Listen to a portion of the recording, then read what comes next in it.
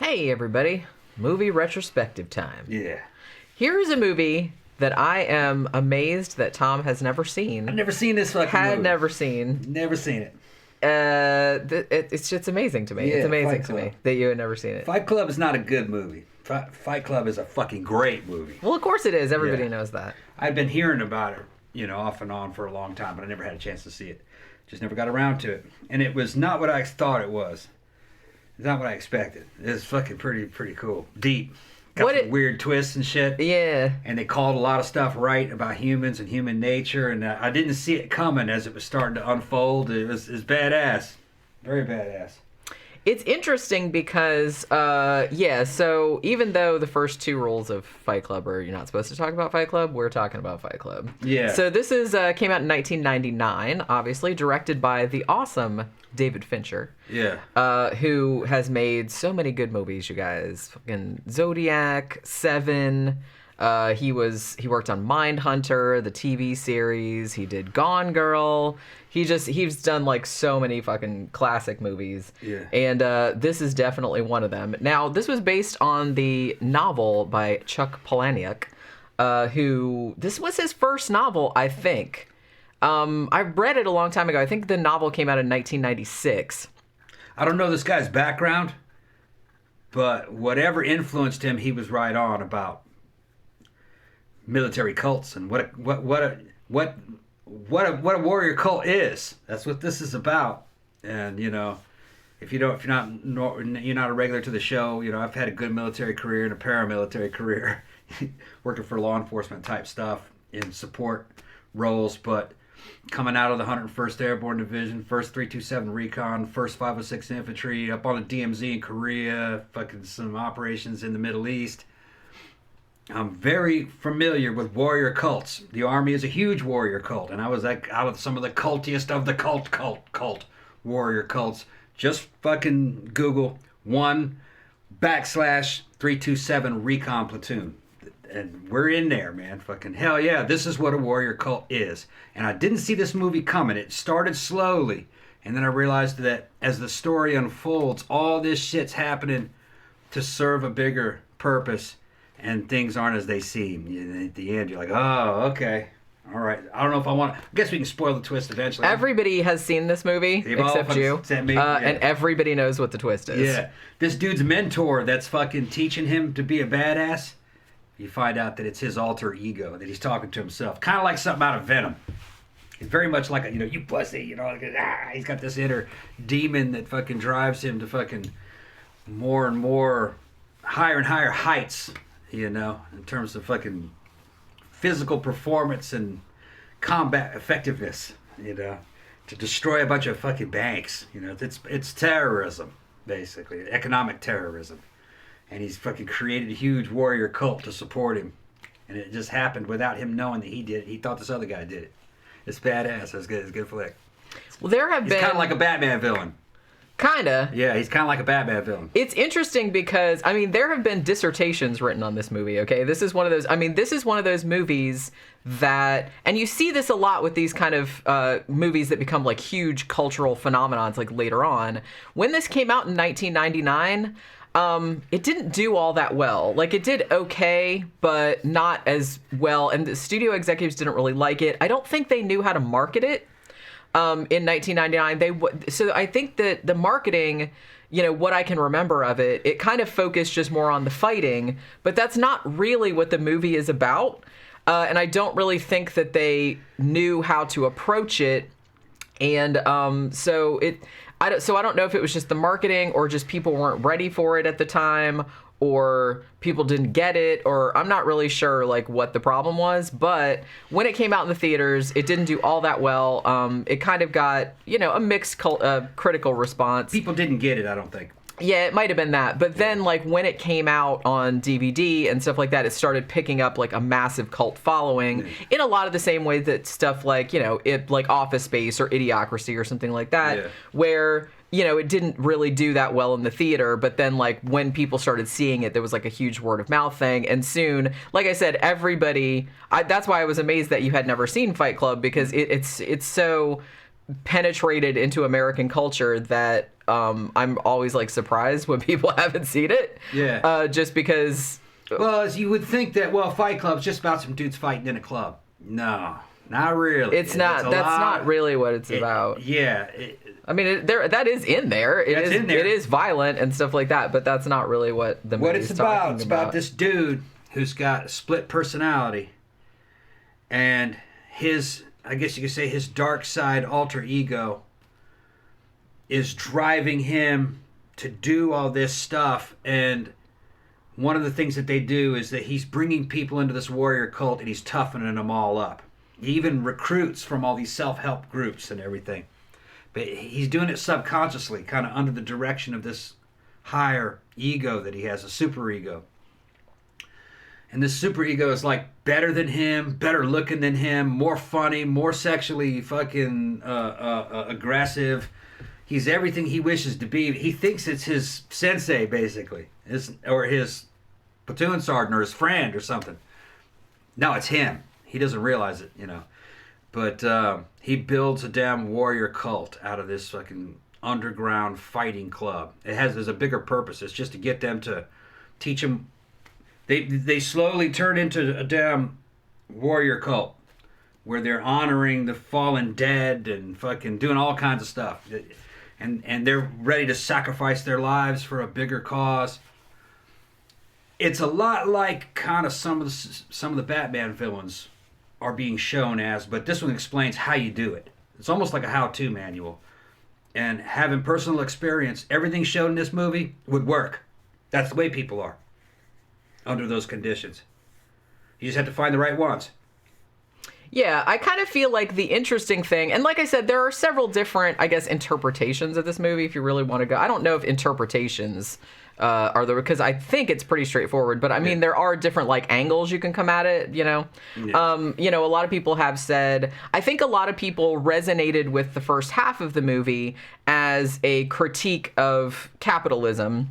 Or this kind of mindless consumerism is probably the better thing. Empty consumerism. Empty consumerism. People don't have any warrior spirit to them. No spirit. They just buy shit and then they die and they're forgotten. That's what this is. A very Nietzschean of rising out of the morass is what they're talking about. Escaping the wheel of suffering. And I mean, it's a very Generation X movie, which Chuck Palahniuk is Generation X. Brad Pitt is as well, I think. So it's getting into that whole, and I think even Brad Pitt has a line in the movie where he calls this the middle children of history. Like, we didn't have a war, we didn't have anything, like no cause to fight for, and now it's just like this empty consumerism. Yeah. So the narrator, played by Edward Norton, who is never given a name, he doesn't actually have a name through the first half of the movie. He's just... he goes by different, weird names, like when he goes to the different groups and stuff, but he doesn't have an actual name. Yeah. If the movie is a critique of capitalism, I'm going to agree with that. It is a critique of capitalism, but not as an economic system, more as a spiritual system. Capitalism has given you the comforts that you need to become weak. You have to strip those away so you become harder. That's what they're talking about. Capitalism has made you weak and comfortable, seeking pleasure. That's exactly that's part of the thing, because that's what, remember, he strips out of those people. He gets them to enjoy pain and suffering to make them stronger. That which does not kill you makes you stronger. Very Nietzschean idea. So it is. That's part of it. But it's also self-actualization through this warrior cult, destroying enemies, and having your ideology take over the other ideologies to become dominant. It's the achievement of dominance in the end. That's how I interpreted it. Even though there was a mental illness there. Yeah, no, well, okay, so how I interpreted the movie, like I said, I kind of feel like most people know what happens in this movie. You have narrator played by Edward Norton. He has this sort of empty existence. He has an office job that he hates, and he can't really, he just kind of decorates his apartment with all this IKEA furniture, and he can't really feel anything. So he's and he's suffering from insomnia. And so he starts going to these self-help groups of diseases that he doesn't have, like testicular cancer and things like that, because he finds that that's the only way he can get any sleep, by like releasing some emotions. Because like I said, he's kind of become an emotionless sort of drone in our consumerist society or whatever. Now, a catalyzing event happens when he meets Marla, played by Helena Bonham Carter, who is doing essentially the same shit that he's doing, like being a tourist to all of these groups, but she's much more like ballsy and brass, out front about it. And she's a cute young goth girl, goth type chick in this stage in her career. She's what? Maybe 30? I have no idea. Okay. But yeah, so she's like a lot more unapologetic about it. And she clearly has some mental problems as well, but they kind of have a connection. But he gets pissed off about it because he's like, well, you're here and you're like proud of being like, she goes to testicular cancer groups, which obviously she doesn't have. You know what I mean? And she just like daring people to call her out on it, and nobody does. So Edward Norton is like, well, I can't, get into the emotional release of these groups if you're here, because I know that you're faking. So they have to come up with this some kind of thing where, well, I'll go on these days and you go on these days and blah, blah, blah. Now, shortly after he meets her, which is significant timing, he supposedly meets Tyler Durden, played by Brad Pitt, on an airplane. Now, Tyler Durden says that he's a soap salesman, and that he basically gives a little bit of a philosophical, but yeah, like he's everything that Edward Norton, I guess, wishes he was. He's very handsome, he's very, outgoing, he's very, like you said, like sexually aggressive. Well, he's fucking Brad Pitt. Right. Yeah. And he also kind of tends toward a sort of like, hey man, what's like free, chaotic kind of energy. Yeah. I also gotta say that Brad Pitt is fucking in great fucking physical condition in this movie. He's fucking at his tip top.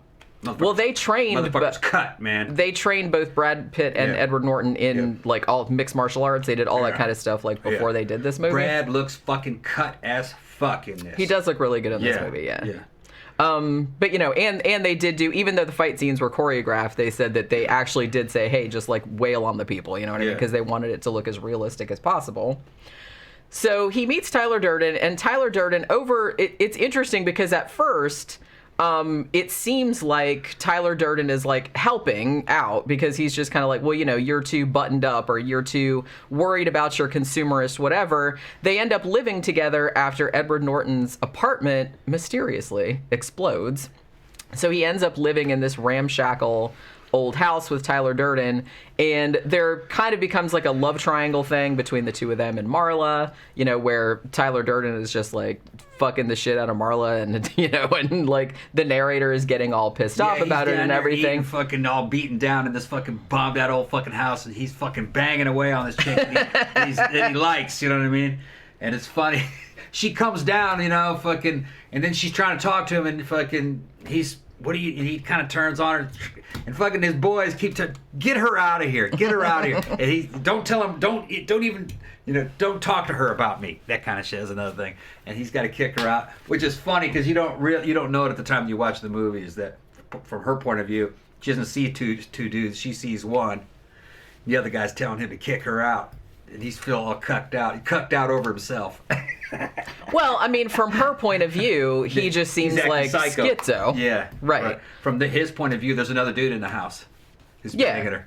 But that's what, funny. Yeah, and like I said, I think that it was really good, like the way it was set up. Yeah. Because it actually does seem like there's two people. Yeah. But knowing the twist, when you go back and watch it again the second time, it will become very clear to you that when Edward Norton and Brad Pitt are having discussions, it's usually not in front of other people, or there's always some kind of plausible deniability as to how that dude is not there. He's got that same thing that fucking Jack Torrance and fucking Venom and fucking I have. Where there's somebody else talking to you.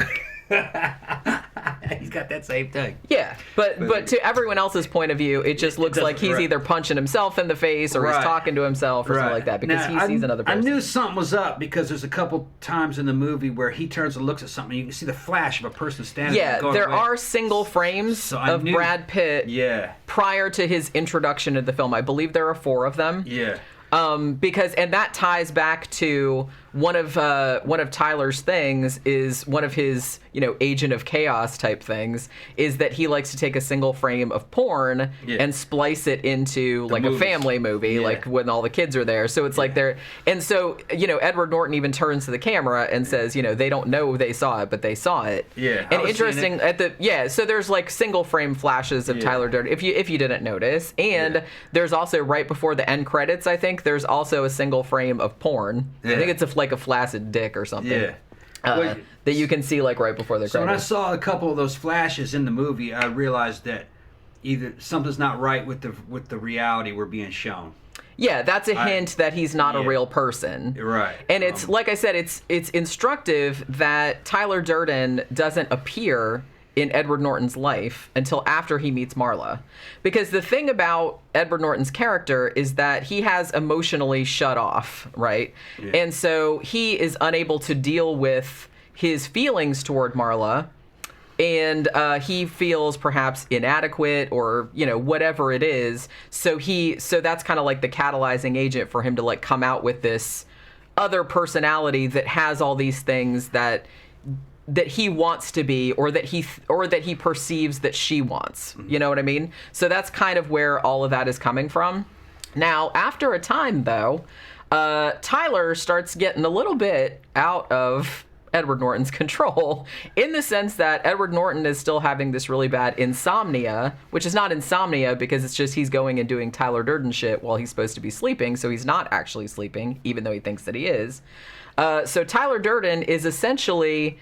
he starts out kind of small, just doing kind of like funny shit, like, oh, let's go in Blockbuster and erase all the videotapes, with the big magnet, just little stupid shit like that, or those funny ass things they put in the airplanes with like all the people going like with the flames like killing everybody, because there was a scene of them like talking about shit on the airplanes and the little safety cards, so doing shit like that. But as the movie goes on, the shit slowly starts to ramp up to a point where Brad Pitt has pretty much recruited like an army and is doing like some terrorist shit. Yeah. It seems pointless. It's not political. Yeah, well, the thing about it is that in aggregate, he's supposed to be, I guess he's kind of like the Joker. He's like an agent of chaos. Yep. I mean, he's not a good guy, obviously, but you can understand how someone would think of it, because everybody can relate to like having a shitty job or having a shitty boss, or having like feeling like you don't have any purpose in life, or feeling like disconnected from your emotions. Everybody can deal with that, or everybody can relate to that. Yeah. You saying that he was like the Joker is probably why I thought that he was like a Batman villain. Yeah. Because he does the same thing that the Joker does. The Joker burned a whole pile of money. He didn't need the money. Yeah. It had nothing to do with it. And that's what he's doing. He's destroying a whole block of fucking office buildings because he doesn't need money. He's beyond that. Money and working shit jobs made him fucking immune to it. He didn't give a fuck. He was more about just self-growth and actualization and achieving dominance over a system that he saw that was oppressing his natural humanistic urges, I guess would be a good way to put it. But the irony of the film is that as the terroristic activities get more and more elaborate, and as he actually has gotten to a point where he's formed essentially a paramilitary unit, the irony of it is that he has become the very thing that he was rebelling against at the beginning. Well, it's the cycle. Right. At the beginning, he was just like, I don't even have a name. It's like I'm just this nameless drone that does whatever I'm told. We all do whatever we're told. And then as the movie goes on, he becomes that. He becomes that because obviously, the paramilitary group that he forms, they all wear the same thing. They always do exactly what they're told without being questioned. None of them have names until after they die. Right. And things like that. Honor. So, like I said, that's kind of the irony of the whole film. And that's kind of one thing that, because I feel like when this first came out, it seemed like it was really popular with like teenagers. And I think that they related, like I said, to the sort of like anti-consumerist type of thing, which is in the movie. But I don't know if they failed to realize that in doing this quote unquote chaotic sort of thing, like he ended up pretty much in the exact same place that he started. I guess how some people might see that as irony. To me, I just see it as the system that's how it is. It's a cycle. Well, right, I know that, but I'm just saying that ironic in the sense that I don't know if original audiences might have picked up on that, or maybe a younger audience didn't pick up on it. It goes back to Nietzsche. Everything that exists imposes on something else. There's no way not to impose. Animals feed on other animals. Men feed on the animals feed on the grass competes with each other. The grass are competing each other for nutrients and even light. Even inanimate objects fuck over other inanimate objects by occupying space that another object could occupy. There is no way to exist without dominating. So it's him getting into the system and taking the role of the thing of the system that was oppressing him. It's just part of it, and replacing it to achieve dominance. But that's never forever. He ends up being replaced because eventually you can't win forever. But that's just the cycle. That's how I interpret it. And honestly, the end of the movie is a little bit different than the end of the book. I think in the end of the book, the narrator ends up in, like, after he realizes that Tyler Durden is a, projection of his id, if you want to call it that. Super ego and id combined. After he realizes that, I think he ends up in an asylum. Yeah. But at the end of the movie, he actually starts to fight back against Tyler Durden's, philosophy, if you want to call it that, just because he realizes this is going the same way that, what I was fighting against from the beginning, and he kind of finds his humanity again in the sense that he's actually able to care about Robert Bitch Tits Paulson when he gets killed, which is Meatloaf.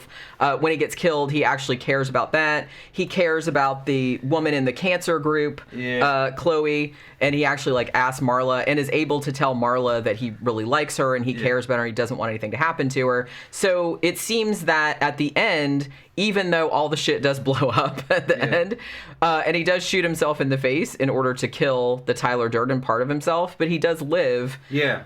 So the implication being that even though obviously he couldn't stop Project Mayhem, the shit that he started, he's now come to a place where he understands that there has to be some kind of balance between the things. Yeah. No, you have to there's an alternate interpretation. If you noticed him in his normal self trying to stop the plan, and every time he did that, he actually forwarded it more. Well, because in his Tyler Durden thing, he had basically, he said, I'm going to say this. Right. And him caring about bitch tits, all right, is what gave them the idea to fucking sacrifice their lives. So, remember that? Oh, now they added to the warrior mythos. Yeah. Of that dying in a selfish act, that's what the militaries are all about. Dying in a selfish act gives you immortality in the minds of the other cult members. It's kind of like, it's religious. It's like, going up to heaven or returning to Valhalla. That's basically what it is. So without him caring about it, the group probably wouldn't have worked. So no matter what he did, he was helping. Because he didn't realize prior to that he was working at cross purposes to himself, because it was almost kind of like I said, he was essentially a split personality. So one was saying, he was talking about out both sides of his mouth without realizing, because he thought that he was a separate person. Another thing is that Nietzsche would say to not be in that eternal struggle of trying to achieve an amount of dominance would be to do what a lot of Buddhists did, which would be to try to become above something or to try to withdraw from the conflicts of life. And in the Nietzschean sense, that makes you a loser, the worst kind of man. So in a way, this idea of trying to stop this big attack or trying to renormalize things and make everybody friendly and normal again would be an abomination from a Nietzschean point of view.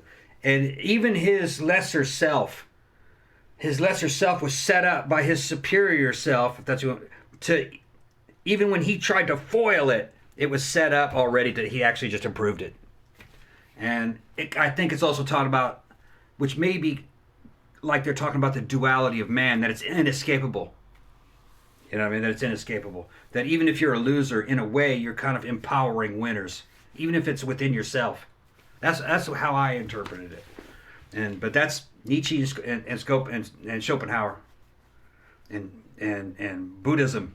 You know, you're not moralizing in a normal sense. It's just what worked and what happened. And since he achieved the mission, that confirms everything that what's his name, that I guess you could say his darker self. It confirmed that it won. You know. Yeah. He couldn't stop it.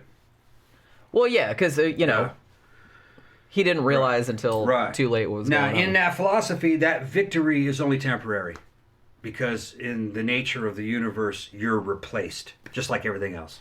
It's a cycle. So he was probably replaced. He probably went to the lunatic asylum or went to prison because the cops knew who he was. Well, yeah. Well, the cops were already beginning to suspect that he had actually blown up his own apartment, which he had. Right. Even though he didn't realize it. So they were closing in on him. I mean, they called and said, hey, we need you to come down here, because they had figured out that he had blown up his own apartment. Yeah. So...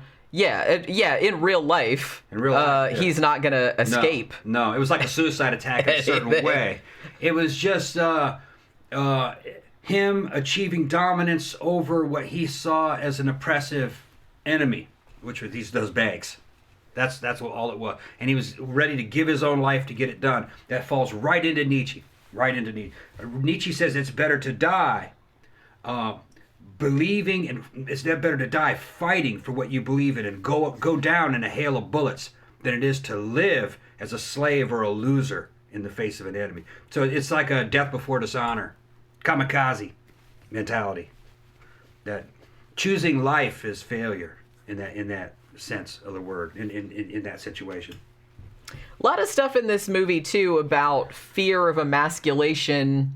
Particularly with this testicular cancer group, with, they don't have any balls, and, like bitch Meatloaf tits. having bitch tits and him being like a woman. Blonde guy, too pretty. Had to destroy somebody who was too good. Had to destroy something beautiful. There's a lot of that kind of stuff in there. Yeah. And also a lot of Homo Eroticism, gotta say. Yep. Which probably not surprising, because Chuck Palahniuk, the novelist, is gay himself. So it's not homoeroticism per se. It's not bromances.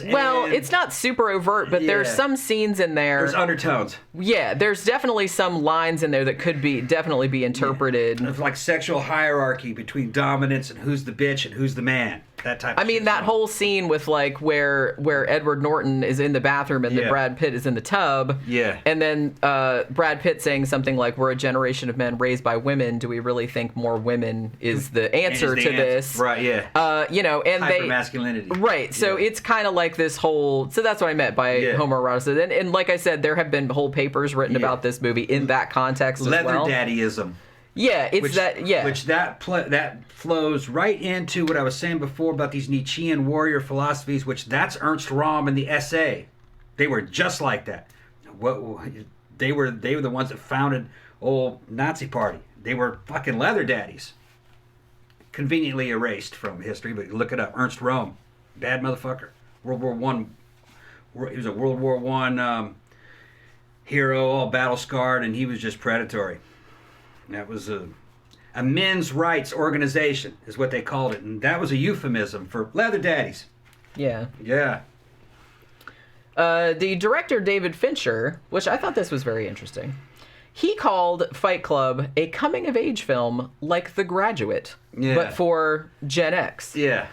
And he says the character, the narrator, who, like I said, is not named, Fincher says he's tried to do everything he was taught to do, tried to fit into the world by becoming the thing he isn't.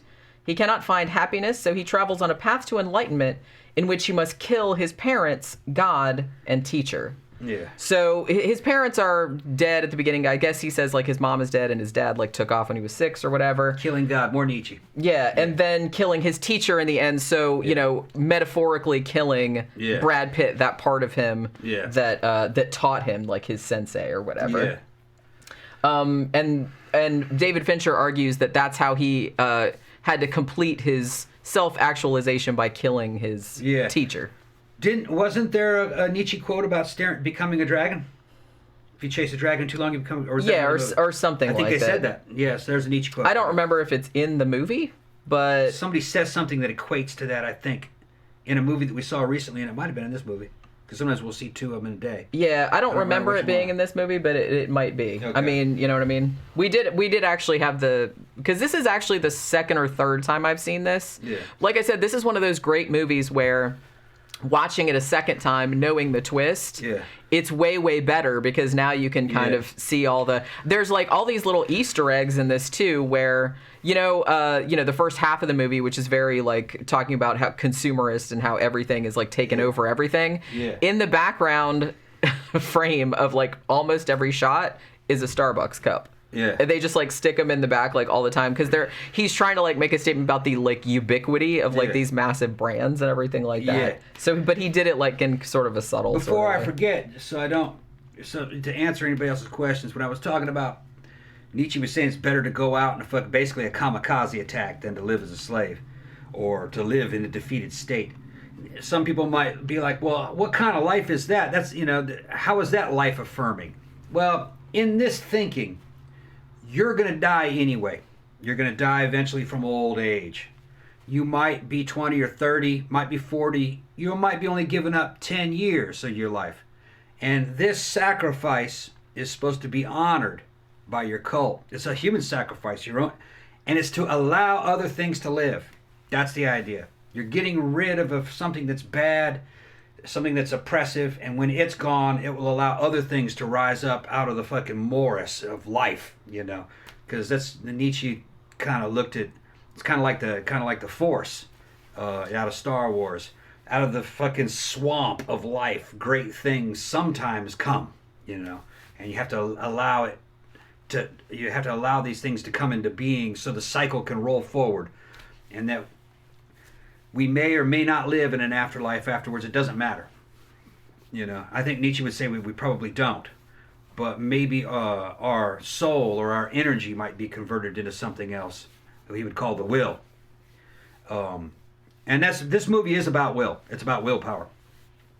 And will. And Nietzsche's version of will. The thing about it is that, as I said, I think because when it first came out in 1999 and the studio executives didn't really know how to market it, and so they said, well, we'll just focus on the fighting because that's violence and they know that'll bring in like a male audience. Yeah. Even though, interestingly, the original audience for it that they polled was about 60-40, male-female. Mostly young, obviously, because this is more of a young person's movie, I suppose, back in 1999.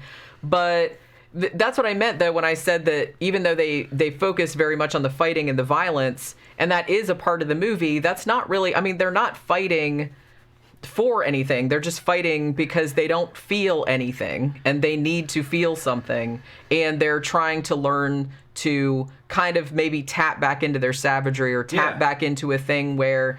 they can get past their pain, or they can be so they are like no longer afraid of pain anymore. What they're talking about is they're saying people who are normal consumers live comfortable lives under capitalism. They don't suffer. They buy their way out of suffering, for the most part, and you get soft by doing that, and you get distant from nature, from the cycle of life and death, I guess you could say. It's kind of insulating you. There's a pain-pleasure principle in people. They move towards pleasure and away from pain. And capitalism encourages that. So in his little training system, he gets them to fight to each other. And if you've ever been in a fight, your first fight, you're kind of scared of getting hit in the face. You get hit in the face, and if you're not knocked out immediately, you realize that it doesn't really hurt. So your fear of the fight goes away, so you start fighting harder. I know whether I'm going to win or lose the first time a dude hits me in the face. If I'm not knocked out immediately, then I know I'm probably going to whip his ass. Because if he was any good, he would have knocked me out in a single blow. And the fear of the pain goes away because you're numb after the first hit hits you.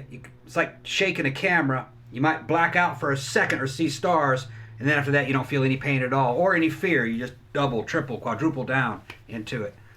And that's getting into that animal fight or flight response. You go into fight. That's what this movie's talking about. And they're developing that into people to move away from pleasure and towards pain. You'll have strength and you'll be able to sacrifice yourself later on And then you're getting into the brotherhood of people who are like that. It's like you become a different species of man. That's what the movie's talking about. Well, and I was going to say, too, that it doesn't even necessarily have to be fighting, but it's just like anything. that makes you afraid. Yeah. That's why even like if you have phobias and stuff like that, one of the things they try to do is make you, face that all the time, like do it. So because the fear of it is oftentimes like worse than the actual thing. Well, he'd go over and drive into the oncoming lanes, and the dudes in the back seats would just tolerate it. Because you're either going to die or not. You're just resigned. They're trying to overcome the fear of death. Because your death would be inconsequential anyway. You're going to die. You will die eventually anyway. Of old age or disease. So what difference does it make? They don't have anything. They're in a warrior cult. Their whole identity is to build up the resistance to fear and pain. To become almost kind of like superhuman. That's what they're doing. Interestingly, I found this kind of interesting. I don't think necessarily Brad Pitt was the first choice for that role. I think it was supposed to be, what's that motherfucker's name? Russell Crowe? Yeah. Which, yeah, maybe. Yeah, he could do it too. He's crazy. Russell Crowe was, Yeah, he's fucking crazy. That probably would have worked. But honestly, phones that play people, phone throwing bitch. But honestly, I'd love to have him throw a phone at me. I'd be like, Crow, throw the phone, bro. Throw the phone, bro. He probably gets sick of everybody asking. Yeah, him probably. Throw a phone Probably. I ain't throwing a fucking phone at you, Although if you asked him enough times, he'd probably just get mad at fuck you. Anyway. Yeah, throw the phone. Yeah. Yeah. Yeah, I think it would have been a different movie. Honestly, though, I think I'm glad they went with Brad Pitt because honestly, this is one of my favorite performances of his, if not my favorite performance of his. He's great in this. Yeah, he's great in it. He's a perfect match for it. He's very slick, good looking, real cut, and he just seems like a lunatic. And and then there's like he also did good in was it 12 Monkeys? He did get good. Yeah, similar to that kind of guy, a little more held together. Yeah, I mean 12 Monkeys, he was like real full bad on shit crazy. loon, but yeah. It's a great role. He did a great job in it, but you have to remember, you're watching this shit. They're doing shit. You're like, why are they risking so much over so little?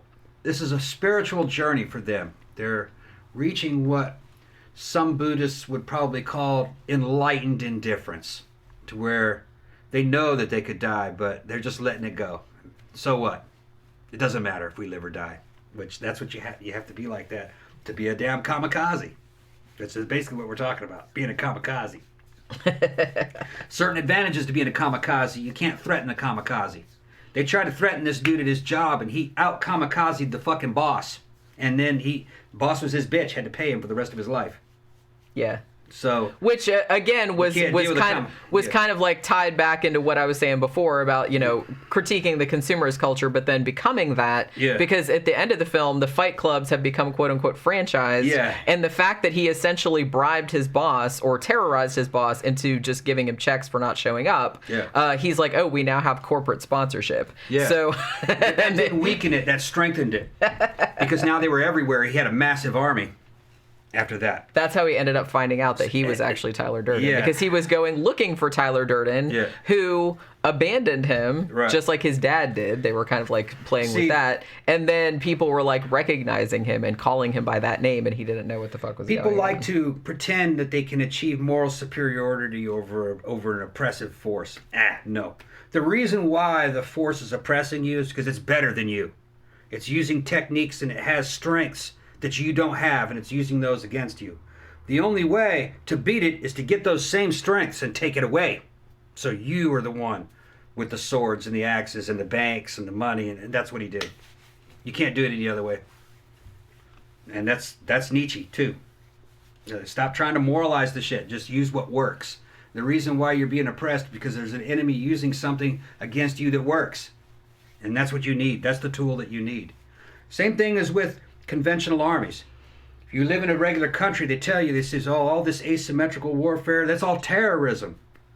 Well, that's what they do, though. We hire terrorists and send them to other countries. All right. Things that conventional forces that I did when I was in the army, things like wearing camouflage. Back in the 1700s, that'd be considered terrorism. You were supposed to wear a red suit or a blue suit or something white that you could aim at, that you could see, because it's not fair to hide. Only a coward would hide. So everything, all modern forms of warfare are terrorism from the point of view of the generation of warfare that came before it. And that's what they did. That's what this movie's also talking about that, too. I will note, too, that the author of the novel, Chuck Palahniuk, who is actually, like, I've actually really liked a lot of his books. I liked Haunted. I liked Lullaby. Yeah. This one's great, too. Like I said, this first one. And interestingly, like I said, the ending is different. But Chuck Palahniuk really, really liked this movie adaptation. He thought it was fucking great. Now, one thing that David Fincher did say, though, is that one of the reasons he changed the ending, sort of, but he said that he thought that in the book, it was too, he said that the novel was too, quote-unquote, infatuated with Tyler. And his quote was, "I wanted people to love Tyler, but I also wanted them to be okay with his vanquishing." That's what he said about the end of the movie, and maybe why he changed it. I haven't read the book in a long time, so I can't remember exactly what happened at the end, but I do remember that the narrator did end up in an insane asylum, so it wasn't quite... I don't know if I'd call the movie, like, the end of the movie, like, a happy ending or an uplifting ending. I guess it depends on your perspective on it, like, how you look at it. He won, but at a heavy price. Yeah, and like I said, he did seem to achieve some kind of balance or some kind of peace with himself, by sort of like into vanquishing his teacher, if you want to call it that way. Or, like I said, there's a lot of different interpretations of it. Well, when the banks fell, it reduced not only him to zero, everybody else in the world was zero. Remember? Yeah. Because all the debts were forgiven. So everybody was starting out equally. Yeah. So his self-sacrifice actually equalized a lot of other, millions of other people. So his sacrifice didn't happen in vain. Yeah. So it's the thinking of the broader picture of the movie, of his personal war of liberation. Now, is the liberation permanent? No, it's part of a cycle. The competition restarts again. Rich people start to arise. Then they go down the same path he went down, except in the economic realm, and then they become rich people and oppressive again. Because they own banks and corporations, or banks and corporations start, becoming oppressive in governments. It's just part of the cycle. I mean, the more I think about this movie, the more I'm just kind of like, well, you can't win, so you might as well just... You might as well just kind of like chill out and... Yep. And like what you like and just try to eke some happiness out of life, because you can't fucking win. No, because it's a cycle. Yeah, no matter what you do, it's just going to end up in the same place. It'll end up exactly where it's... Which sounds depressing, but not really. It's not really. It frees you. Now you do not have moral impetus to try to correct things in the way that maybe like Christian morality would tell you to do it. Because you could correct it, but then it wouldn't be corrected for long. It would just go back to the way it was. It reverts to the mean. Yeah. You can only do things on a small scale between people that you know. You might be able to help that person. You might be able to help people in your family. You might be able to help people in your local community. But you can't really... do it on a global scale, It doesn't work that way. Everybody has different desires that conflict with that. You help that person, well, shit, that person might be an enemy of somebody else. They don't want you helping their enemy. It's that kind of stuff. And honestly, most people's resources are pretty limited. They're limited. It's not like, I'm not a billionaire. I couldn't, feed a whole country of people if I wanted to. You know what I'm saying? Yeah. So this movie here, on the Tom Ross scale, I'll put this as a masterpiece up there. Very similar to me, with The Art of Self-Defense.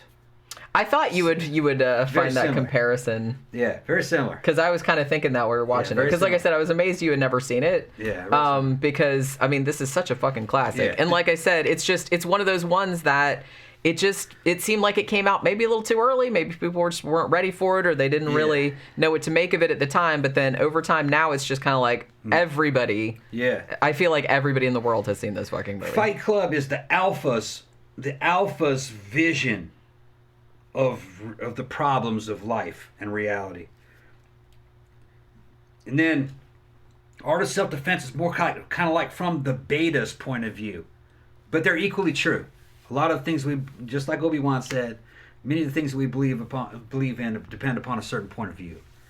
But both those movies are essentially true, but they're from two different viewpoints. I like them both. Yeah. And the dude that wrote Art of Self-Defense, he's beta. You know what I mean? But he was right. Very right about a lot of that stuff. The warrior cultism. That a lot of it is fucking fake. The fake, in a certain way fake. That there was a lot of cheating involved. And it wasn't as natural as you'd think. It can go both ways, you know. Yeah. It could go both ways, yeah. So, yeah, so like I said, pretty much everybody watching this, I'm sure you guys have seen Fight Club. What did you guys think of it? What is your interpretation of it? Please tell me down in the comments. Let's have a discussion. I love this movie. I mean, I have yet to see a David Fincher movie that I didn't like, except maybe Alien 3, but that was his first one. Give him a break. But everything else that I've seen of his is just... I mean, he is just a masterful filmmaker. Every frame of this... is just in great. Service to I didn't see anything about the greater theme. The way it looks is great. It's got a great fucking score. The edit is fantastic. It's a great piece of cinema. Philosophically, its instructional value, its educational value, one of the best movies ever made. One of the best movies ever made in terms of what you can learn from it. See, now I'm glad that you finally got to see this. Oh yeah, like I said, I'm surprised. One of the best movies ever made. Yeah. Okay. Well, that's awesome. I'd say top 5. I mean, I figured 5. you were gonna like it. Yeah. Just because I hadn't seen it in a long time, but I remembered enough about it that I said, "Oh, he'll probably love this movie," and I'm amazed that he hadn't seen it yet. I'm not talking about action movies, you know, Predator, Alien 2. I'm just talking about in terms of just movie and what you can learn from this one, man. In the top 5. I mean, easily. any movie that inspires this much debate and, you know, kind of, that has, like, whole papers written about it, I mean, you know, you can't really argue with that, can you? Yeah, it's up there with damn Apocalypse Now, everything, you know, just got a lot of good. Now that you mention it. Yeah. Yeah, so, all right. Fight Club, you guys. Yeah. So, that'll do it for this movie retrospective. We will see you guys on the next one. Bye.